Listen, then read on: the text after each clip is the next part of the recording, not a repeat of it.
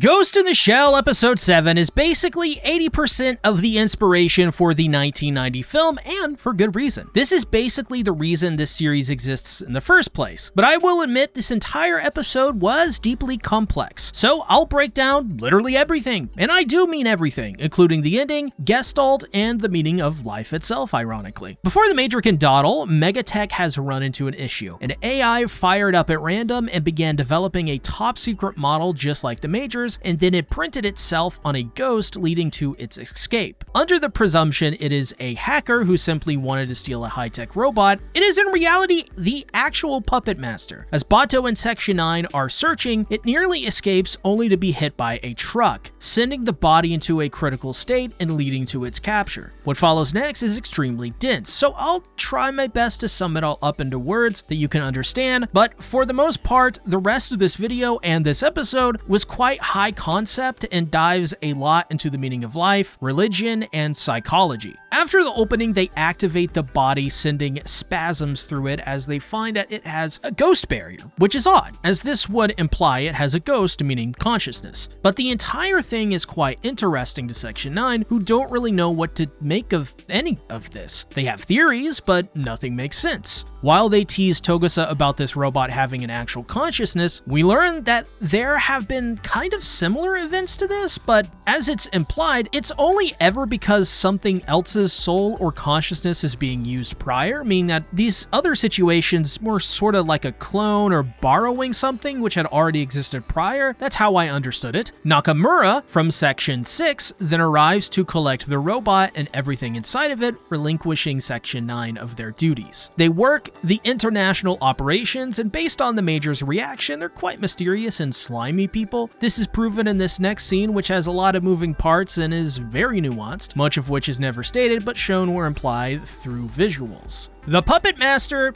is conscious, unbeknownst to the others, as Section 6 works on its brain and getting the info they need. Aramaki reminds Nakamura that no secrets are to be kept from him and vice versa. Nakamura then introduces to Section 9 the Puppet Master officially, revealing that Section 6 has created an attack barrier specifically made for the Puppet Master. This was to force it into a physical body so they could kill it, which they would then ditch the body somewhere and thus wiping their hands of the entire thing. But the Puppet Master makes their entrance into the scene, explaining that they had no body until now. It asks for asylum and explains that it is sentient and complex, unable to be explained by modern science. It is not a computer program, but an entity born from a sea of information. Now this gets even more interesting because, as this is explained, Aramaki is knocked out of the way by a cloaked Major. It's heavily implied here that Section 9 planned to kill Aramaki in this moment. We can further see that both Dr. Willis and Nakamura didn't react to the gunshots or the explosions, further showing that at least one of the parties expected it. But what wasn't expected is that the Puppet Master is stolen and transported in a cello case of all things.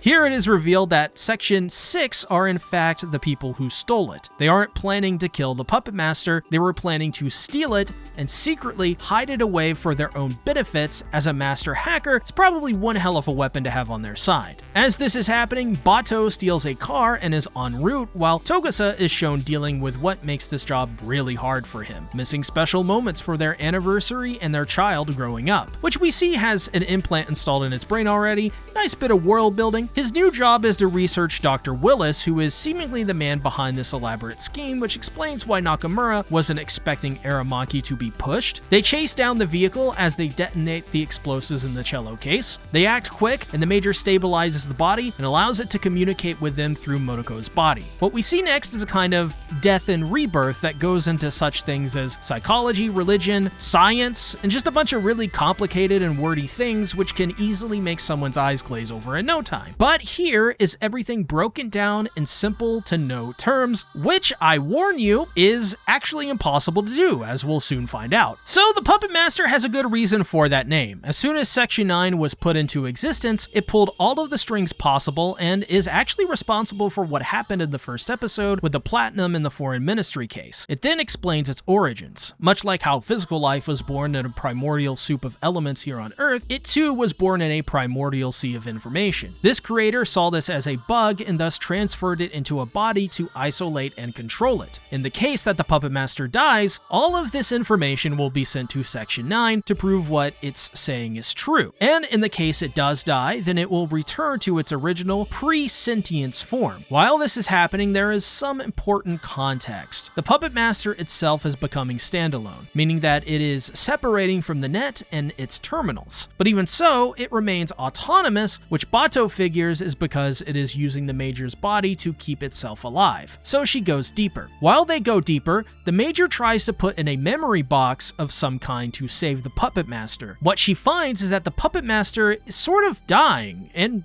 also being born. Its life is flashing before its eyes, with images drifting in and out fluidly, and thus it is a drifting totality, or Gestalt. Gestalt is a big word, it's a little complicated, and what it describes is much more than complicated. It's immensely complex, but also deeply fascinating. There is a great chance that you won't understand this, no matter how simple it is explained, because to simply explain it would be the antithesis to what even a Gestalt means. So the core idea behind Gestalt is this. It takes form of the German word, which means shape, form, or configuration. This is referring to a whole entity that is greater than the sum of its parts. It is the idea that human perception and experience itself cannot be fully understood by breaking it down into isolated pieces. Rather, the mind naturally is trying to organize elements into a unified, meaningful, or symbolic whole. Basically, it's how the human brain automatically organizes visual, auditory, and sensory stimuli into patterns or structures,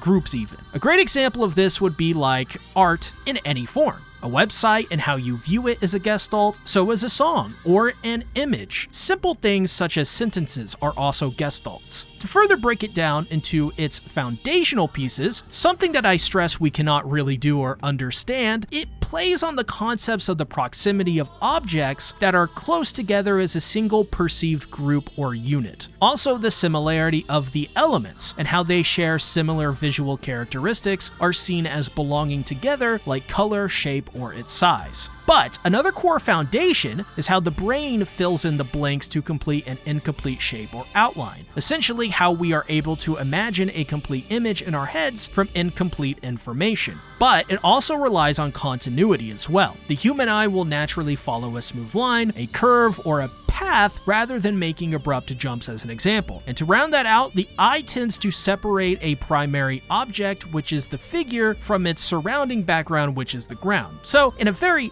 rudimentary way, this is like going to Photoshop and removing the character from its background and placing it onto a PNG. That character is the figure. The background that's left is the ground. I hope that made sense. So, as Motoko puts it, it's as if the Puppet Master is ceasing to exist. It is going from Gestalt and evolving into nothing and undergoing the process known as death, which is rebirth, and vice versa, and it's the same thing. But death and rebirth is presented in this moment as transitory, meaning a transitional phase into something else, into its true self, separate from the Puppet Master, but still the Puppet Master. What Motoko finds next is even more complex. It's something unreachable, and yet has no barrier. On top of that, there are three elements in which they are canceling each other out like a game of rock, paper, scissors. As this is happening, Bato decides to risk his own life to dive in and save the Major, once again showing he truly died for this woman. How romantic. And as we continue on, the Major implies that she's found the source of life until the Puppet Master says otherwise. In reality, this is merely one part in a greater and more complex structure which is composed of electrons, the electrical charge that orbits the central nucleus containing both protons and neutrons. Yes, we're getting into science. Basically, what I'm talking about is positive and negative charges. They are responsible for chemical bonds and the flow of electrons through a conductor or electricity. What the Major describes next, with how they're canceling each other out, is literally protons and neutrons, negative and positive, and each electron there are a number of these. They can only be the same number between them as well, so if there is one neutron, then there is one proton. What the Major is witnessing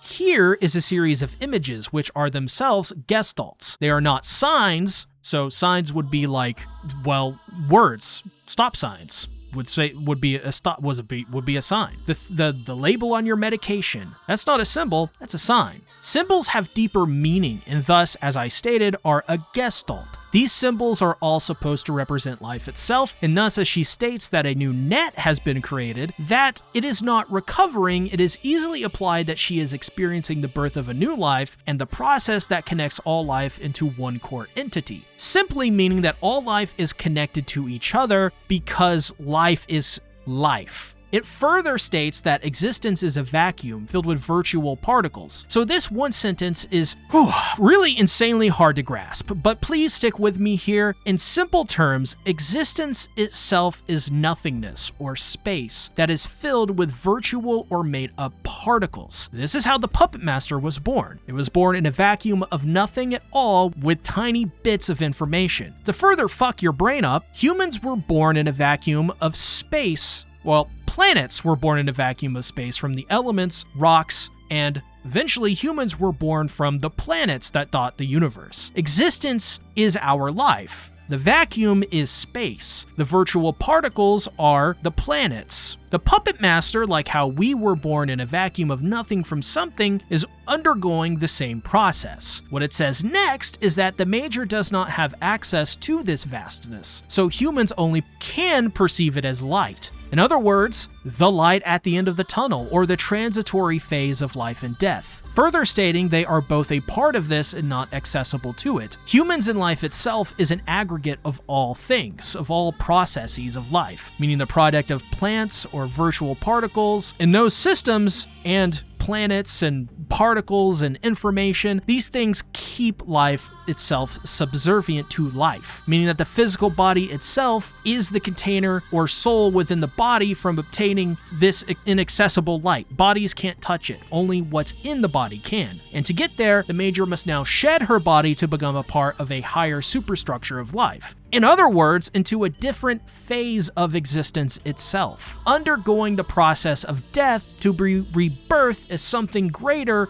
or different or distinct. This is because both death and rebirth are the same process. It's the same thing. Oddly enough, if we go back to atoms, within atoms, 99% of it is space. Meaning that even these particles abide by the same functions that I explained to you on a macro level, like planets and space, outer space. This is a very Buddhist way of viewing death and rebirth, augmenting it with science, which in my opinion is kind of like such a cool way to view religion and science, but it's basically viewing life as a continuing loop, that it is our bodies which are both a gift in just one form that existence and consciousness takes, that when our bodies die, our souls and consciousness transfer into the next life to be reincarnated as something new. It's funny, but when you think of death and rebirth or birth in this way, the existentialism of death itself almost becomes not scary, but dare I say welcoming? This is what made this episode easily the best of the entire series thus far for me, and one of the best pieces of media I've ever consumed. The way existence and life is portrayed here really lends itself to cyberpunk as a genre, and I quite enjoyed this, and the more spiritual and psychological and scientific takes on what a ghost in the shell even is, which is exactly how I explained it to you. The ghost is the higher consciousness that leaves the body in death or birth to transition back into another shell of some kind. But if that hurt your brain, then check out this playlist for all of my Ghost in the Shell videos thus far. Make it a great day or not, the choice is yours.